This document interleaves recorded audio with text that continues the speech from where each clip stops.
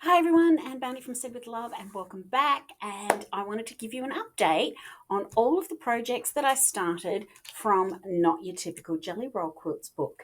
So I did the review of this book about a month and a half ago, maybe 2 months ago, and I fell in love with so many of the projects in this book, and I started three of them. So I'm now giving you an update on where I am with the three of them.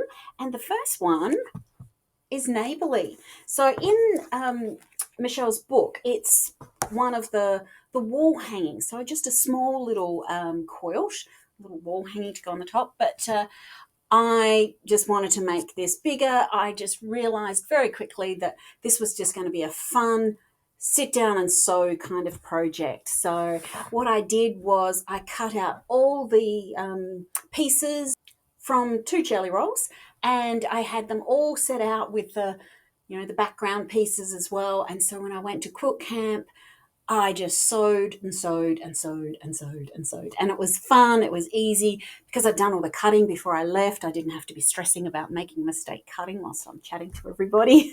I could just sew. I had a ball. So I've put it all together and I just went scrappy. So there wasn't sort of the same number of blocks of pink and green and the beige and things like that. So I just went scrappy, threw them everywhere, alternated it, of course, as it's in the pattern, but just had such a ball. So this one was really, really fun.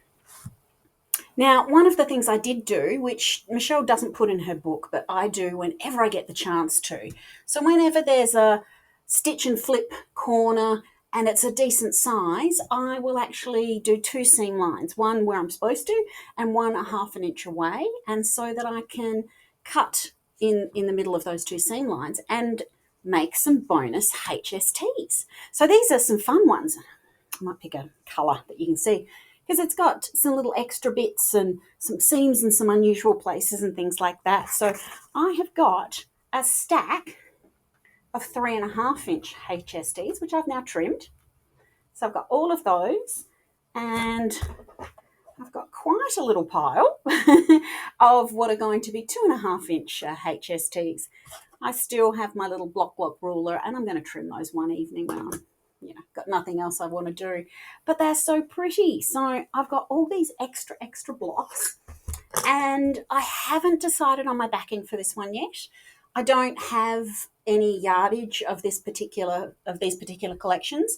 I think I might have a couple of fat quarters, and I may have a half yard piece of one of them, but not enough to make a whole backing. So I'm thinking the HSTs and those pieces that I've got, I'll make a pieced backing for it.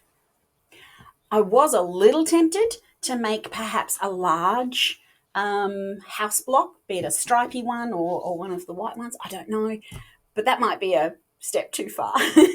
We'll see. It hasn't got anybody's name on this one yet, so it can sit as a quilt top for a little while whilst I make up all these HSTs and start thinking about what I can do with them. So that's where my Neighbourly quilt is up to.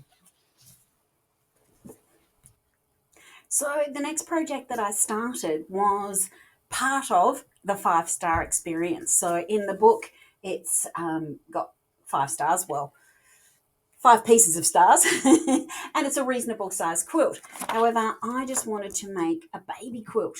So I just made 1 star, and then I joked about the fact that I was making the 1-star experience quilt. But anyway, it's a fun one to make. It just uses a few jelly roll strips with a coordinating or a contrasting kind of fabric for this.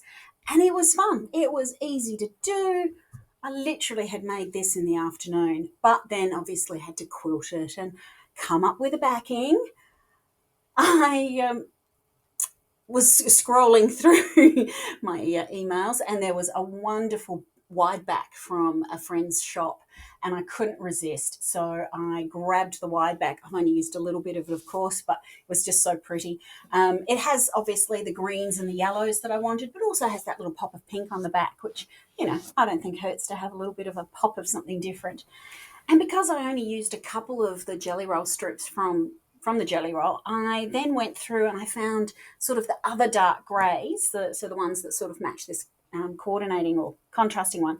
And I did a scrappy binding of those different strips around the outside, which just looks fun, doesn't sort of just detract from the quilt. And so it's just a lovely size, nice for a little baby on their cot, or for a bit of playtime on the floor. So that was my second project, the 5-star experience in 1 star.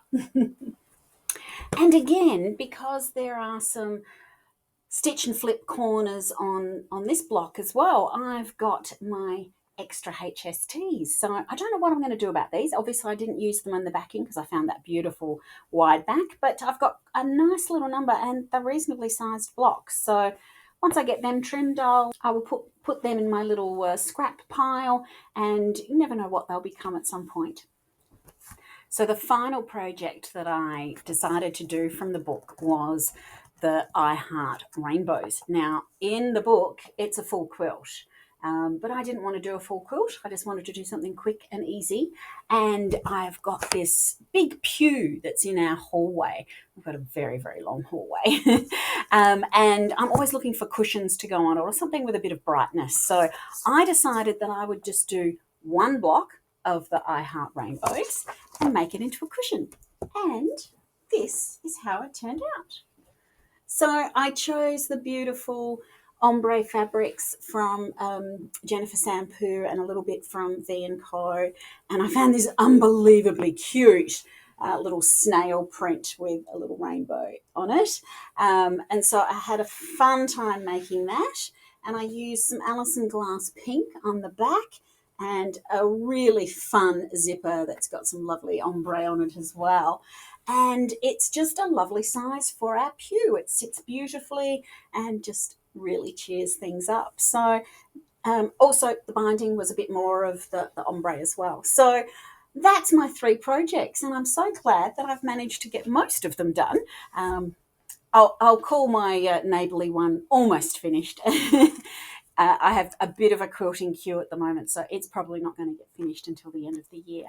So they are my 3 projects from Not Your Typical Jelly Roll Quilt. So check out the review. I've got a link to the video that I did the review of in the caption below.